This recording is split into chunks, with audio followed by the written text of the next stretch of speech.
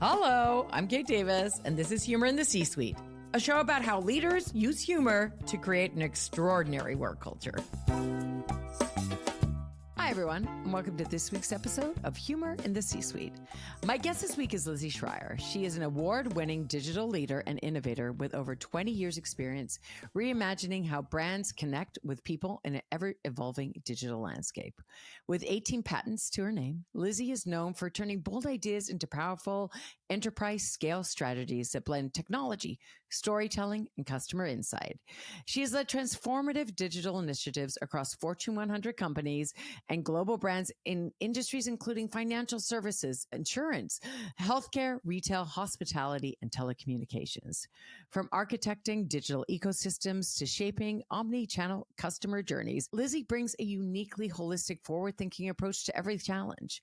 But what truly sets her apart is how she delivers. Lizzie infuses every room and every Zoom with energy, humor, and levity, making the complex feel clear, the work feel inspiring, and the results feel inevitable. Her passion is contagious, her insights are actionable, and her teams are encouraged to think differently and more boldly and about what is possible in the digital. I loved her interview, and you guys are going to love it too. So please welcome Lizzie Schreier. Woo! Boom, boom, boom.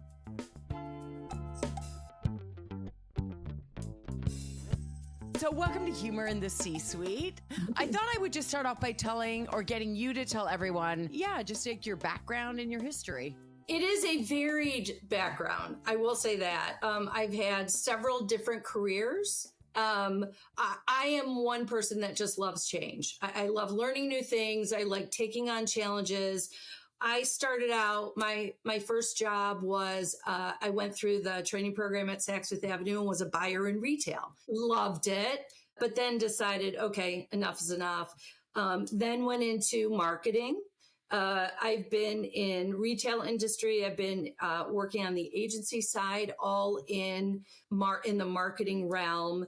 Human resources, worked for some recruiting firms for a while, did some startups. There really wasn't anything I really disliked. Then got into telecom, and now I'm in financial services. And the minute digital came into my life, I have not allowed anything else to distract me. I love digital. So I lead a large digital team in a financial services Fortune 100 company, and we're all about digital engagement, testing and optimization, making sure the consumer experience is right for them and personalized. And I absolutely love it. It changes every day.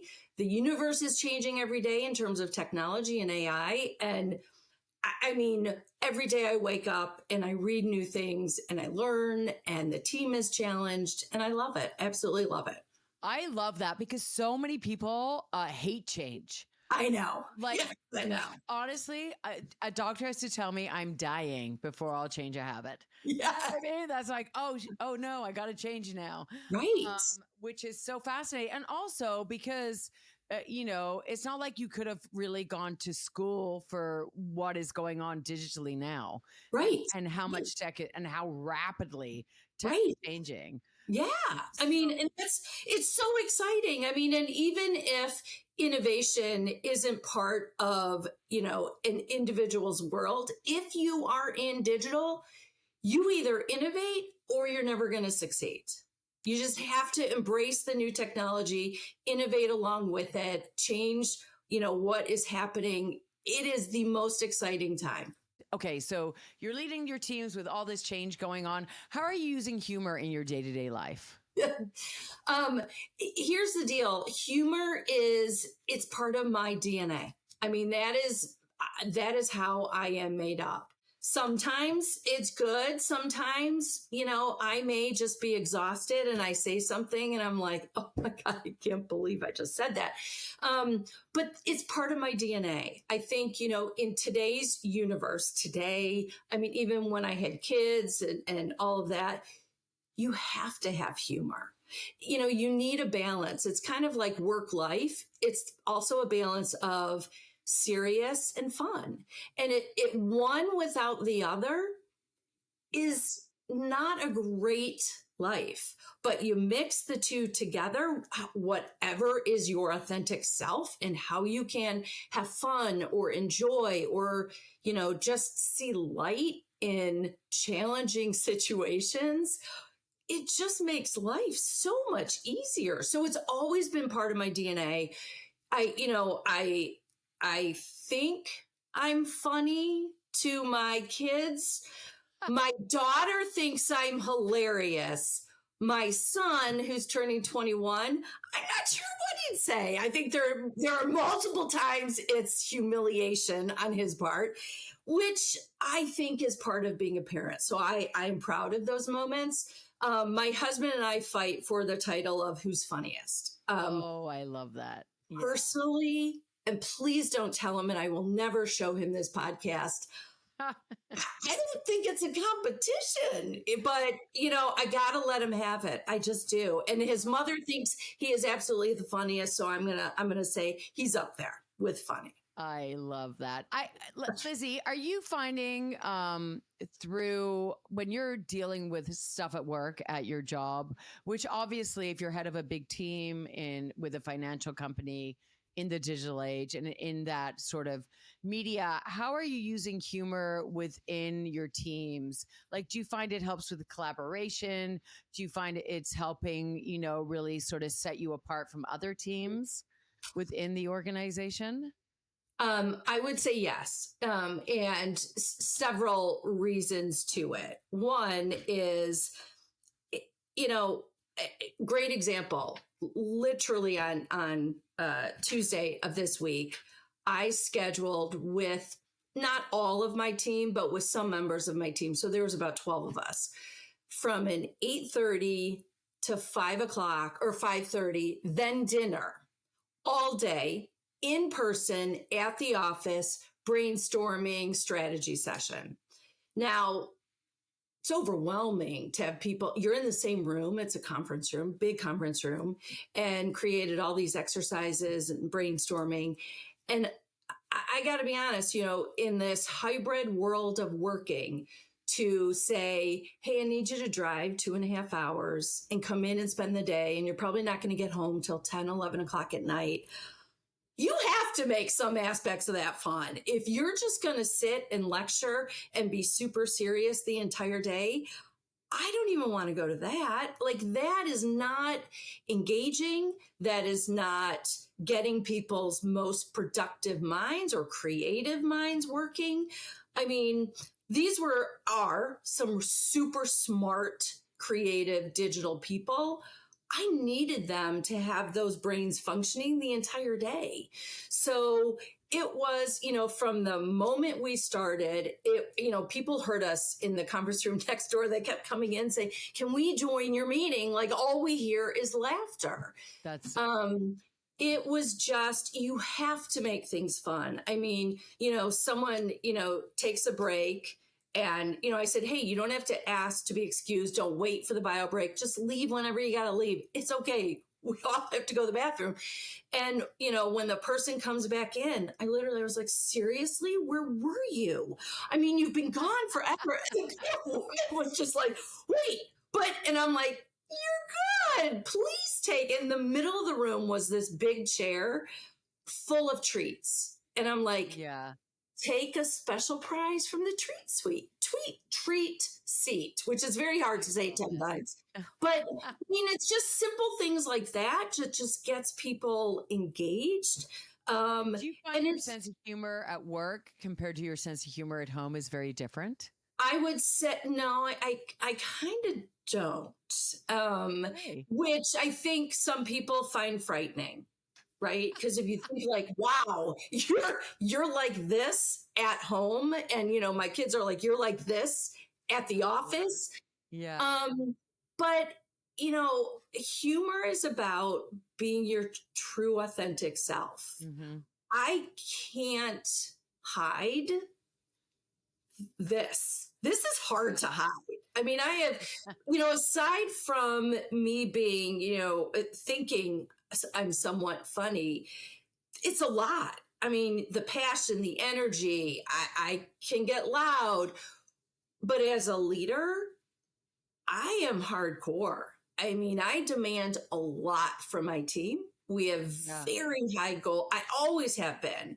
And they'll always say, because people that don't know me are like, like she's scary. And they're like, oh, no. She's fantastic. She's hardcore, but she's fair, but she makes it fun. And you really want to stay. So there's a lot of goodness to that, because for as tough as I am as a leader, when I engage with humor and when I collaborate with humor, they see the true me and my authentic self. And that's who I am. Like I can go and to me, it's business when you're at the office, and there are no best ways of doing things.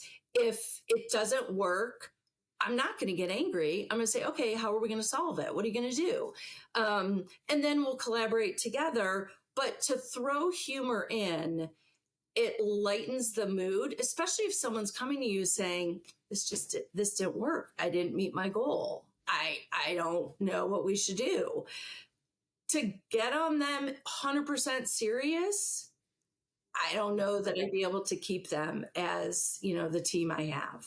It's hard. And there's a line. There's a serious fine line between humor and serious or appropriate humor and inappropriate humor. Oh, and man, you cross that line. And if you don't have that credibility or authority already built into the company or the team you're working with, it can fall flat and it can be detrimental to a career. I mean, we always say know your audience on this podcast. I've said it so many times, but I'm so curious to ask you, do you find when you are leading with humor, it helps build stronger relationships? 100%. Because I think they look at you differently. They don't look at me as this, oh my God, she's this always on hardcore leader. They look at me a little bit differently. But it allows them to be more of themselves, to know, okay, she can be, I don't know if cool would be the right word, but she can be light. I can engage with her. She's not always hardcore. So it's, I mean, 0% attrition on my team for years. I think part of that, granted, I think it's also digital. Like I can't say, oh, of course it's all me. They don't want to leave me, but it's not. It's part of the environment to be fun and to engage with them and really collaborate in a way that they're comfortable, I'm comfortable, the team is comfortable. You get better work out of people. And breaking up that monotony of serious presentation, 30 slides, let's discuss, let's parking lot it, let's do that. Yeah. Who doesn't need a break during that? Are you finding, because like you said, you brought your team in for this big brainstorming thing, but for the most part, are you all working remotely still?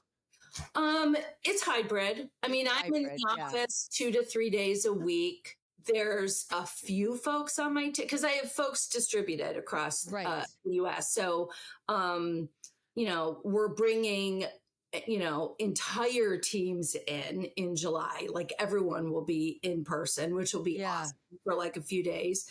But it's hybrid. And some people have gotten, which you can't blame them, they've gotten used to working from home. They really like it.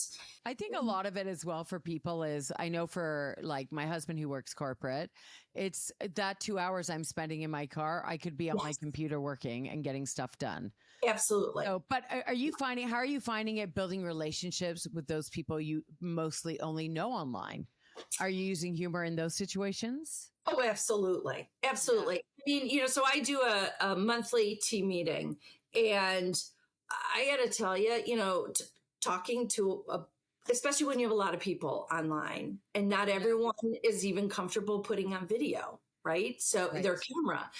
And so I'm like, hello, like, is anyone out there? I feel like I'm talking to a black hole. And so I thought, I'm going to change it up.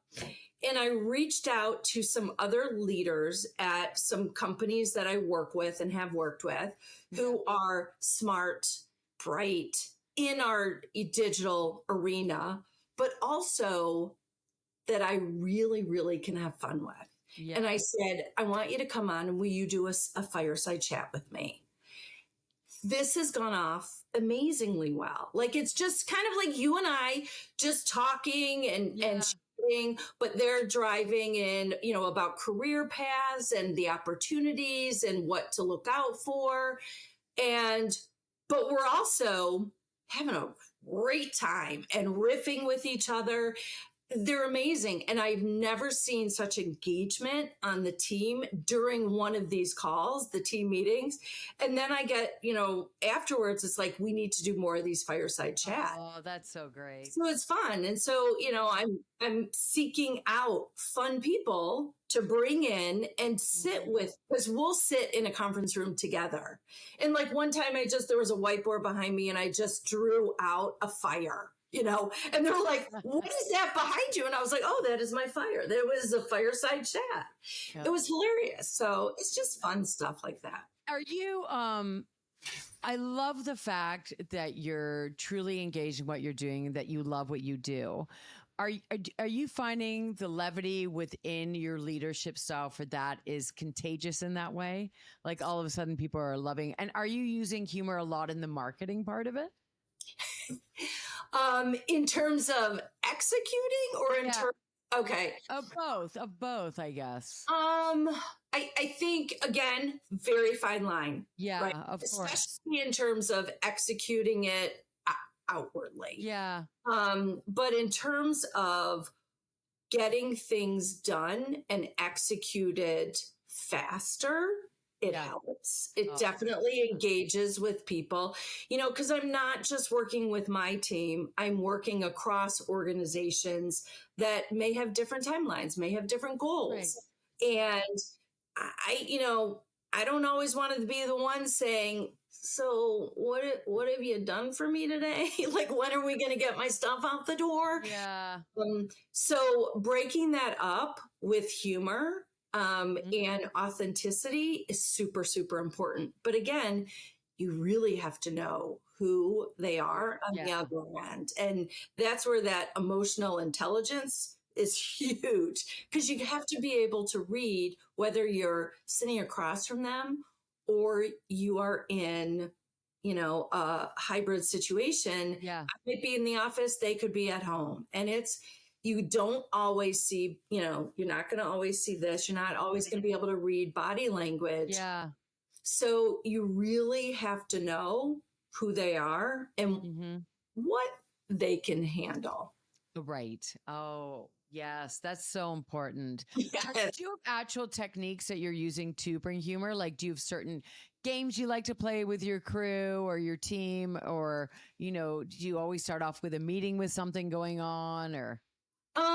I do. They're not necessarily techniques. Again, it's kind of part of my DNA. So I'll always have something fun. And so it might be, so if I'm doing a team lead meeting or a team meeting, in the middle of very important information, it will kind of be like a fun break slide. And I'll have either, I'm a dog person. I'm obsessed with my dog. Her and I have the most amazing conversations. I will say that.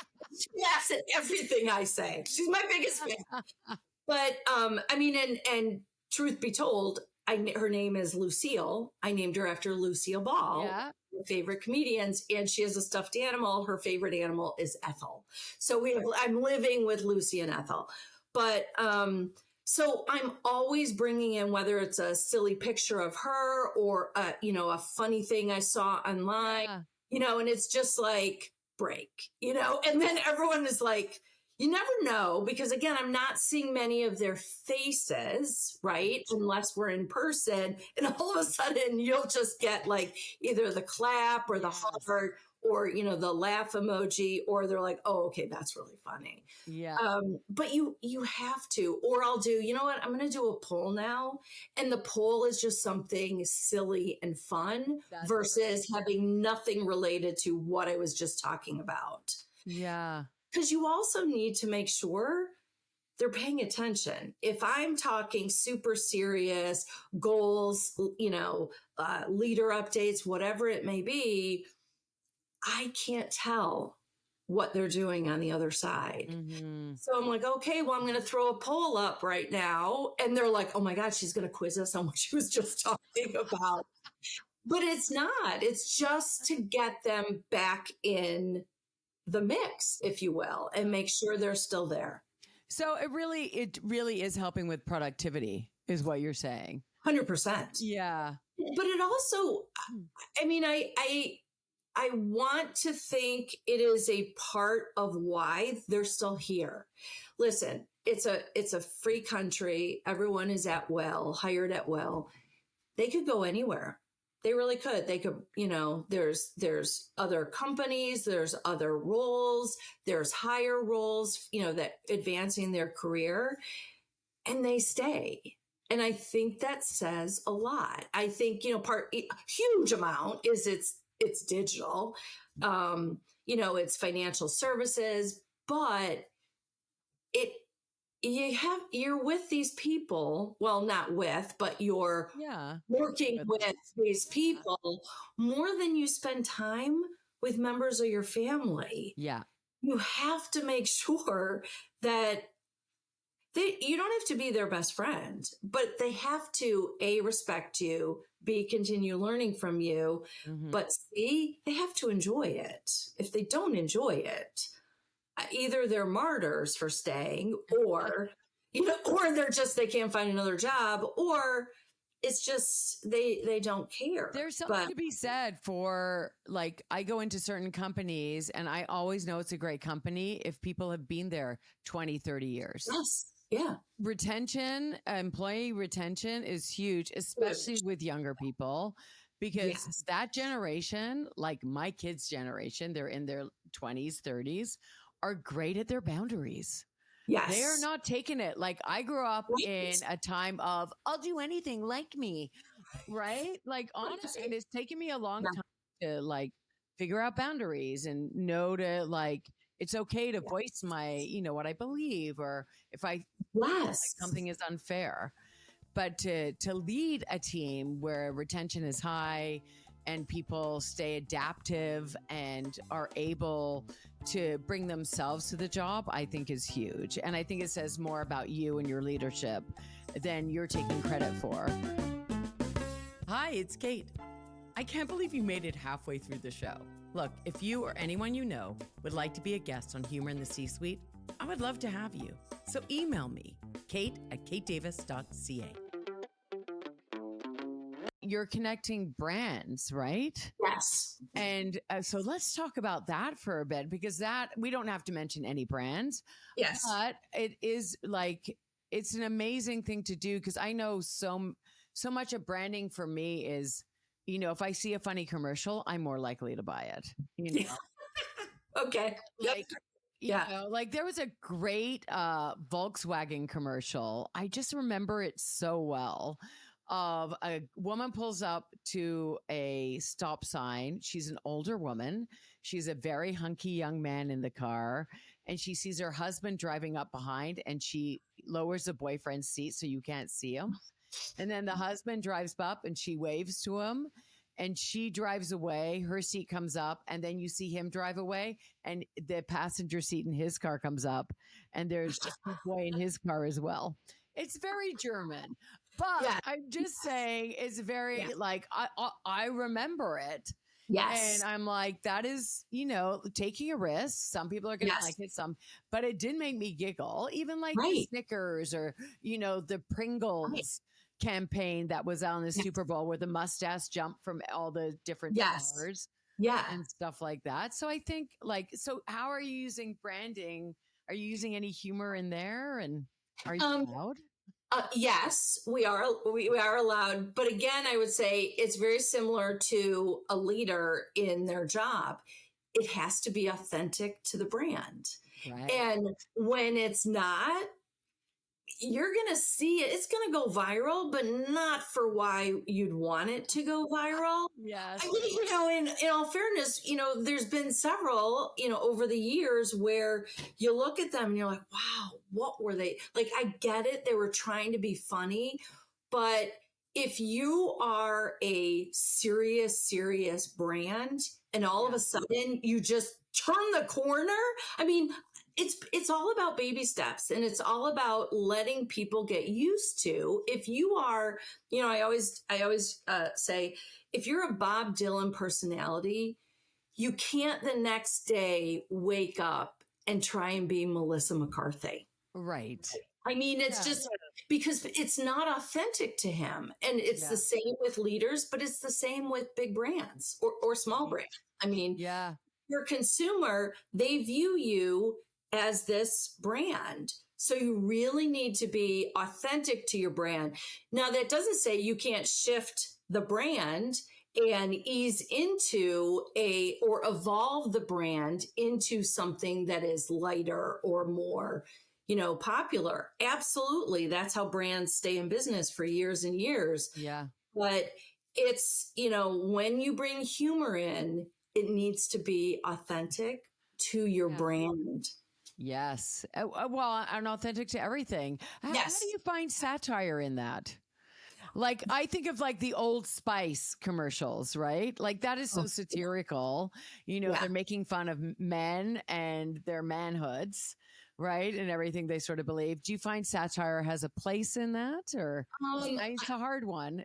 It's very hard, harder now, frankly, in our world than ever before, because even if it's not satire, people are very, very sensitive in the universe today. I mean, listen, there are some days I talk to my kids and they're like, "Mother," and I'm like, "Oh my God, what is the term?" It's of course. Everyone is very sensitive, and hey, all the more power to you for standing up and speaking of who you are and what you believe in. But that's a fine line too. You don't know, can you go there? We hear comedians all the time getting into trouble because they've gone too far, and they're on stage and they're a popular comedian. Yes. So all know what's going to come out of their face. Right. Like, let's take it with a grain of salt. Exactly. Right. Yeah. Yeah. But hey, the first person to be offed in a war or anything is always the comics and the journalists. So, Yes. Yeah. Oh my gosh. I know. But, and that's another thing. You can't joke about that at the office. No, like there's that in. You don't know where people's allegiance lie. So it's like, and some of that is so prime for beauteous comments. And that stuff's reserved for the home. That's dinner table. Yeah, like really, absolutely. And you know what? Like, I never want to offend on this podcast ever. Absolutely. But I do want to make people think. And I think humor really can be a vehicle for that, because it does, as you say, it creates an atmosphere where people can really bring themselves to work, to the brand, to their creativity, especially when you're brainstorming. You want those creative juices flowing and all that. How have you found humor has benefited you in your life? Big question, I know. I mean, true story. When we had our first child, and she had serious complications with birth, and the first 15 years of her life were ridiculously challenging for her, for us as a family, and you have to have humor. You have to have some aspects of levity. And it's that balance. Yeah. Because 90% of everything in those years was so serious and life threatening. And I think it saved me. I mean, I remember, I'd either be reading funny books or watching, stand-up comedies, stand-up comedians and comedies. And I'd be like, nope, can't watch a serious movie. Like, I got enough of that. I need humor. Yeah. And so and I was working all through that as well. And so bringing levity into my office was critical for me, but it also helped people, especially those younger on my team, understand that nothing is 100%. You can't just work 100%. There has to be, again, everything is a balance. You have to balance it. And so, sometimes they'd go home and I'd be getting emails from them late at night. And I'm like, no, this is your time away. You need to balance your life. So to me, humor taught me, the ability to balance, the ability to take on things that I never thought I could take on and live through. It de-stresses me. I mean, when I have a really bad meeting, and listen, we all have had I don't want to say, I'm going to say anti-good meetings, because bad is, bleh. Yeah. I will literally say, Lucy, we're going for a walk. And Lucy, again, I talk to my dog as if she's a therapist. And I'm like, you will never believe what I just went through on this call. We're talking about, people see us walking to the park and I'm like, yeah. Do you get the side eye? My dog's always giving me the side eye. Old side eye. Yeah. But I mean, it saves stress. It helps anxiety. I think it helps just dealing with some of the universe things that are going on right now. Yeah. Without making fun of them. It's just having a little bit of light in a dark situation that has benefited me personally. I think it's helped my relationships with not just my family and friends, but with everyone I work with. Yeah. They know that, okay, there's that side that's going to come out of her. That's just who I am. I mean, and trust me, I've been in financial services. I've been in several different types of companies where I have been talked to, such as, we don't do that here. Right. And I'm like, what don't we do? We're not allowed to be passionate. We're not allowed to be energetic. We're not allowed to have fun at the job. Yes. Acceptable. I'm here. I'm getting my work done. I'm exceeding my goals. And you're telling me this is not what is acceptable here? I'm like, no. And he just goes, you're just loud. Oh, wow. And I'm like, it's okay. That's why we have doors. We'll just close the door because I can't stop this. Well, I love the fact you haven't compromised that, because so many people do, especially in the corporate environment. And coming from a leader saying, don't compromise who you are, bring your best self. Sometimes you're not going to have those great days. Right. And sometimes you will, and that's okay. And I love the fact that you also said that humor can make a complex situation simpler. Yes. Oh, yeah. Right? I mean, my favorite way to use humor, I love negotiating. Yeah. Don't tell that to my husband because he thinks he wins hands down. But in the workplace, I love negotiating. I love negotiating contracts. It's not really part of my job, but I do it. And it's my favorite way to use humor because it just completely, like, they're like, what? Wait, what?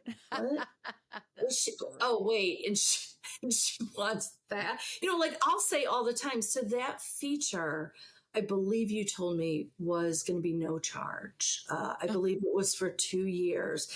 And because I'm saying it so seriously, they're like, who told you that?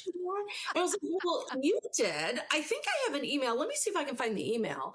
And at that point, like I'm cracking, and they're like, oh, okay. I get what.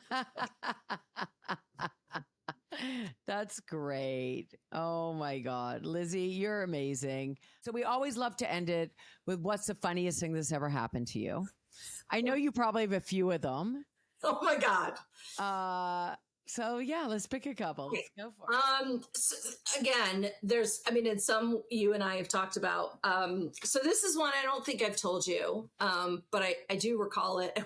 When I asked my kids if they were funny, if it was funny, they just looked at me and said, "It's humiliating." And I go, "I think that's funny." It's like, it's good enough.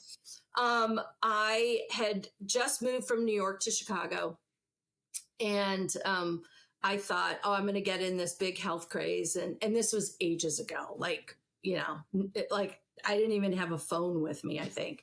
And so I was living downtown Chicago in Lincoln Park.